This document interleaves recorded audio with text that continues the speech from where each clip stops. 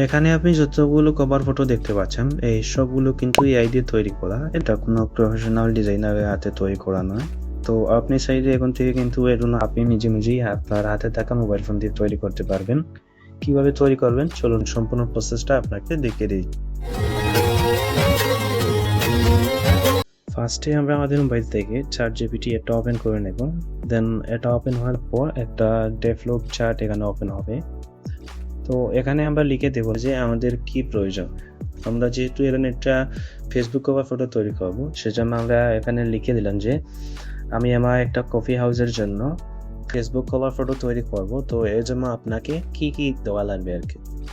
তো এটা লেখার পর আমরা এটা ChatGPT-কে সেন্ড করে দিলাম।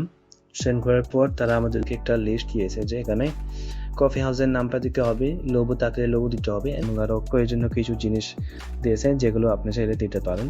তো এগুলো আমি আগে থেকে লিখে রাখছি, আমার ক্লিপবোর্ডে এগুলো কপি করা আছে। আমি সেখান থেকে জাস্ট পেস্ট করে দেবো। এখান থেকে আমি এগুলোকে পেস্ট করে দিচ্ছি। জাস্ট এখান থেকে ক্লিপবোর্ডে গেলাম,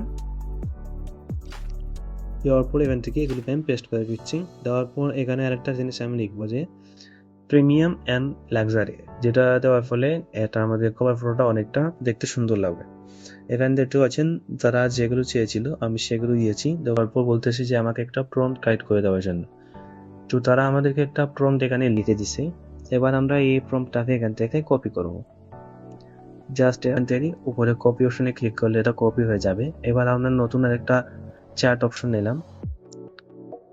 নেওয়ার পর এবার সিম্পলি আমরা এখানে আগে যে প্রম্পটটাকে কপি করেছি না, এখানে এটাকে পেস্ট করে দেব।